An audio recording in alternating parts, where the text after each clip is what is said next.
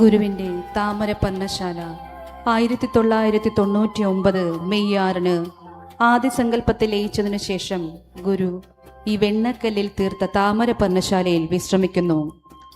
തിരുവനന്തപുരത്തെ ഒരു വിസ്മയകരമായ ദൃശ്യ സാക്ഷാത്കാരമാണ് താമര പർണശാല. ആശ്രമത്തിൻ്റെ ആരംഭത്തിൽ ഗുരു തന്നെ തേടി എത്തിയവർക്ക് ദർശനം നൽകിയിരുന്ന ഓലമേഞ്ഞ് ഉണ്ടാക്കിയ ഒരു ചെറിയ കുടിലായിരുന്നു ആദ്യ പർണശാല. ഗുരു അന്ന് തെളിയിച്ച വിളക്ക് അനശ്വര ദീപമായി താമര പർണശാലയിൽ ഇന്നും അണയാതെ സൂക്ഷിക്കുന്നു. വിശ്വാസികളുടെയും അഭ്യുതകാംക്ഷികളുടെയും ത്യാഗനിർഭരമായ ആത്മസമർപ്പണവും സഹകരണവും ലോക നന്മയ്ക്കായുള്ള പ്രാർത്ഥനയുമാണ് താമര പർണശാലയെ യാഥാർത്ഥ്യമാക്കിയത്. തന്നെ തേടിയെത്തുന്നവർക്ക് തനിക്കുള്ളതെല്ലാം പകർന്നു നൽകി ആത്മീയ നഭസിൽ സമാനതകളില്ലാത്ത പ്രകാശ സ്രോതസ്സായി പരിലസിക്കുമ്പോഴും പരിധികളില്ലാത്ത ലഘുത്വം മുഖമുദ്രയാക്കിയ ഗുരുവിൻ്റെ നിസ്തുലമായ ത്യാഗജീവിതത്തെയാണ് വെണ്ണക്കല്ലിൽ പണിതുയർത്തിയ പർണശാല പ്രതിനിധാനം ചെയ്യുന്നത്.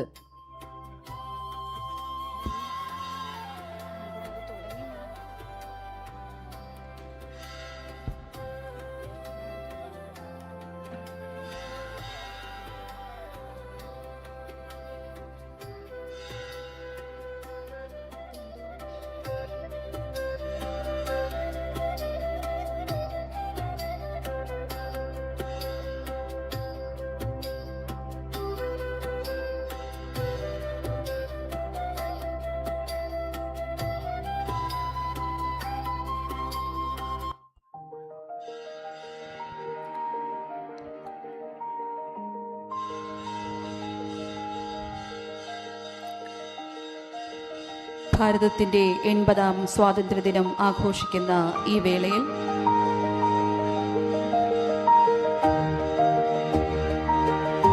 അനേക വിശ്വാസങ്ങൾ ഒരുമിച്ച് തീരുന്ന മഹത്തായ സംസ്കാരത്തിൻ്റെ അനുഭവമാണ് ഭാരതം.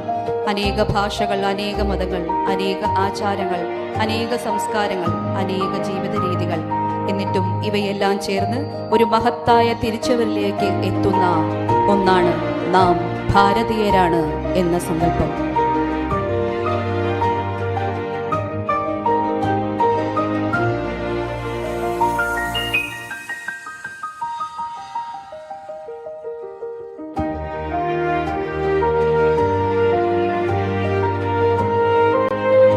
നാനാത്വത്തിൽ ഏകത്വം എന്നത് ഇന്ത്യയുടെ ഏറ്റവും വലിയ പ്രത്യേകതകളിൽ ഒന്നാണ്.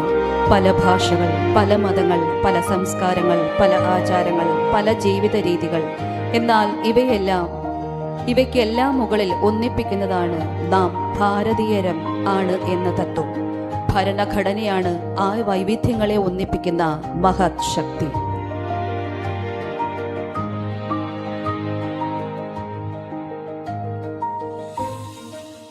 ഇന്ത്യൻ ഭരണഘടനയുടെ ആമുഖം തന്നെ നമ്മുടെ രാഷ്ട്രത്തിൻ്റെ അടിസ്ഥാന ദർശനം വ്യക്തമാക്കുന്നു.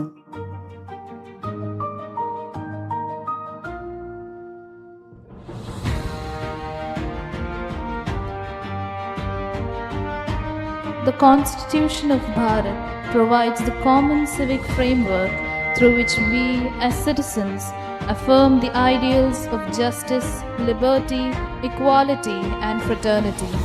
For a nation as diverse as ours, these principles hold a special significance, providing a common ground upon which people of different faiths, traditions and backgrounds come together as equal citizens. This occasion becomes especially meaningful as we begin here at the Lotus Pannashala, rising in the form of a blossoming lotus and associated with a message of universal peace and fraternity. The Lotus Pannashala was dedicated to humanity as a reflection of our Guru's vision. In this sacred setting, the coming together of diverse spiritual traditions around the Constitution of Bharat becomes a meaningful symbol of our shared civic values and our common aspiration for peace, harmony, and human dignity.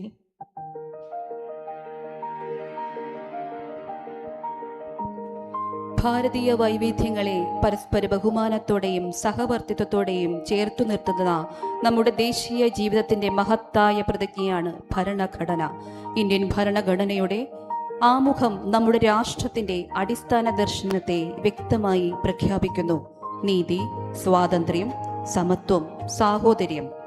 സാമൂഹികവും സാമ്പത്തികവും രാഷ്ട്രീയവുമായ നീതി ചിന്തിക്കുവാനും അഭിപ്രായം പ്രകടിപ്പിക്കുവാനും വിശ്വസിക്കുവാനും മതവിശ്വാസവും ആരാധനയും അനുഷ്ഠിക്കുവാനുള്ള സ്വാതന്ത്ര്യം, പദവിയിലും അവസരത്തിലും സമത്വം, ഓരോ വ്യക്തിയുടെയും അന്തസ്സിനെ അംഗീകരിക്കുകയും രാഷ്ട്രത്തിന്റെ ഐക്യവും അഖണ്ഡതയും സംരക്ഷിക്കുകയും ചെയ്യുന്ന സാഹോദര്യം. ഇവ കേവലം ഭരണഘടനയിലെ വാക്കുകളല്ല, ഒരു മഹത്തായ രാഷ്ട്രം എങ്ങനെ ആയിരിക്കണം എന്നതിൻ്റെ നൈതിക ദിശാസൂചനകളാണ്.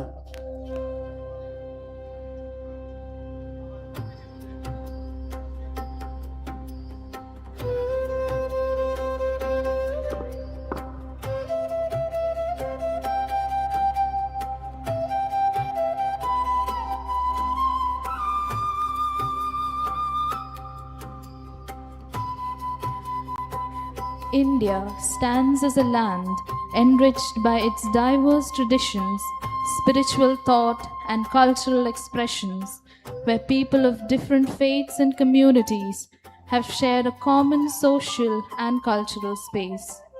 The idea of unity in diversity has been an enduring part of our national ethos, reminding us that our diversity can become a source of mutual understanding, respect, and collective strength.